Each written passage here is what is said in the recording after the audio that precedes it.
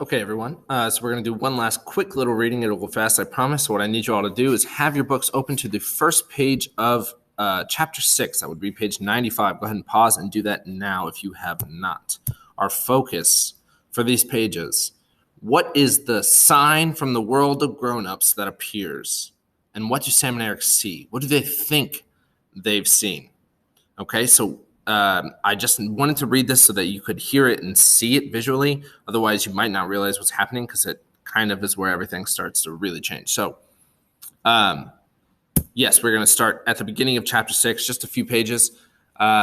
Remember, what is the sign from the grown-ups that appears? What do Sam and Eric see? I'm going to ask you some questions just so you can kind of hopefully visually understand what's going on these pages. Okay, so chapter 6, Beast from Air. There was no light left save that of the stars. When they had understood what made this ghostly noise and Percival was quiet again, Ralph and Simon picked him up unhandily and carried him to a shelter. Piggy hung about near for all his brave words, and the three bigger boys went together to the next shelter. They lay restlessly and noisily among the dry leaves, watching the patch of stars that was the opening toward the lagoon. Sometimes a little one cried out from the other shelters, and once a big one spoke in the dark. Then they, too, fell asleep. So now everyone is asleep. This is the part where something is going to happen, and I want you to kind of really pay attention and tell me what is happening.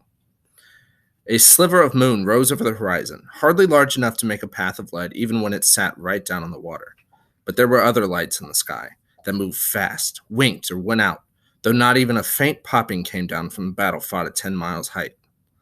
But a sign came down from the world of grown-ups, though at the time there was no child awake to read it. There was a sudden bright explosion and corkscrew trail across the sky, then darkness again and stars. There was a speck above the island, a figure dropping swiftly beneath a parachute, a figure that hung with dangling limbs. So while all the boys are asleep up in the night sky, it talks about how there was a battle going on 10 miles up above, and there was a bright flash and crash. So you tell me what happened in the scene? What was the bright explosion in the sky? Maybe use some of the images on the screen to help you figure that out. Okay, so essentially what has happened is a plane, because if you remember, the boys, this is set during World War II, so assuming that there was some type of battle going on in the sky up above, and one of the planes is hit and has kind of exploded into flames. And then it talks about a dangling figure from a parachute falling down from the sky. The statement that his limbs are dangling probably implies that he's already dead. So now this plane has crashed, and a figure is now floating down from the sky. So starting in the middle of that paragraph on 95. The changing winds of various altitudes took the figure where they would. Then, 3 miles up, the wind steadied and bore it in a descending curve round the sky, and swept it in a great slant across the reef in the lagoon toward the mountain. The figure fell and crumpled among the blue flowers of the mountainside. But now there was a gentle breeze at this height too, and the parachute flopped and banged and pulled. So the figure, with feet that dragged behind it, slid up the mountain. Yard by yard, puff by puff, the breeze hauled the figure through the blue flowers, over the boulders and redstones, till it lay huddled among the shattered rocks of the mountain top. Here the breeze was fitful and allowed the strings of the parachute to tangle and festoon, and the figure sat, its helmeted head between its knees, held by a complication of lines. When the breeze blew, the lines would strain taut, and some accident of this pull lifted the head and chest upright so that the figure seemed to peer across the brow of the mountain. Then, each time the wind dropped, the lines would slacken and the figure would bow forward again, sinking its head between its knees. So as the stars moved across the sky, the figure sat on the mountain top and bowed and sank and bowed again. In the darkness of the earlier... Actually, I'm going to stop right there. So this figure that was falling from the sky, this man that was presumably dead with the parachute, where does he end up? And what is happening to him?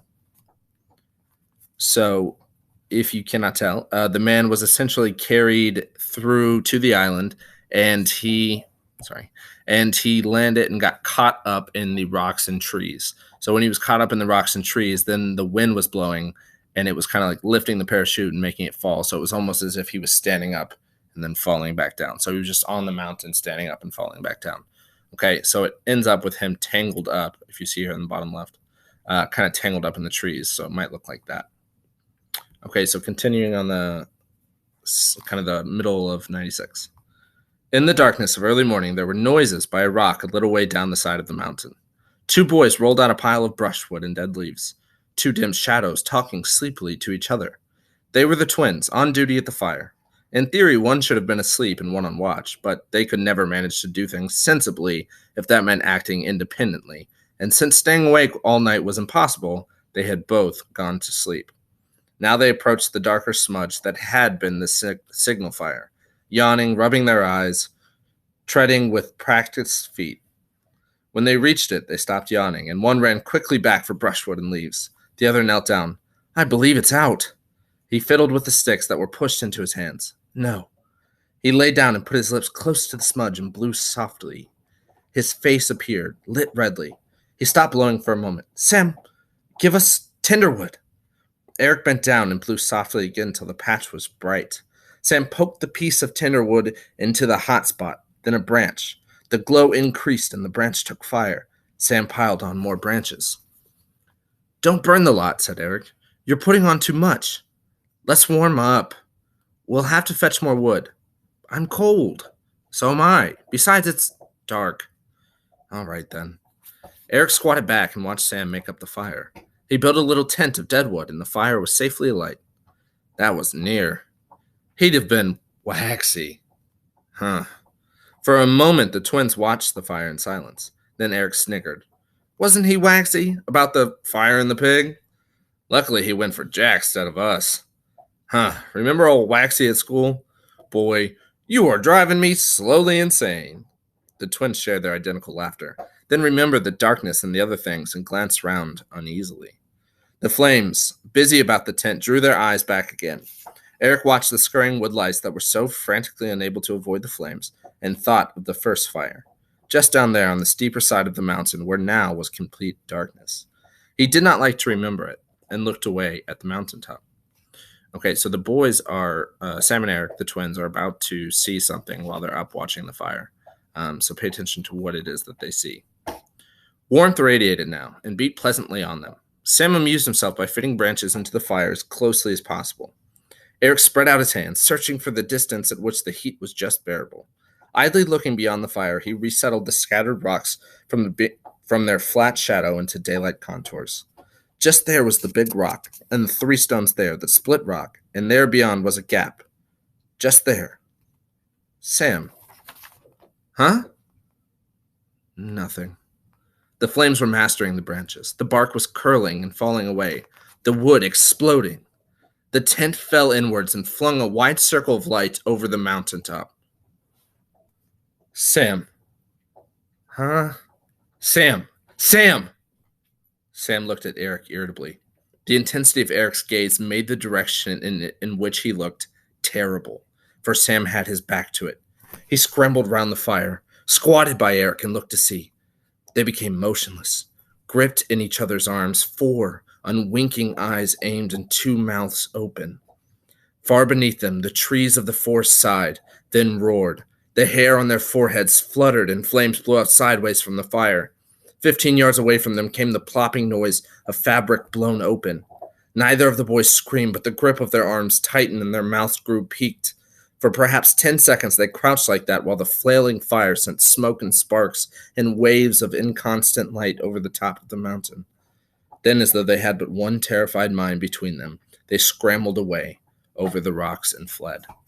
Okay, so while they're keeping the fire going, it kind of sparks and lights up, and they see the mountainside. And then they have this moment where they're both terrified, and they run away.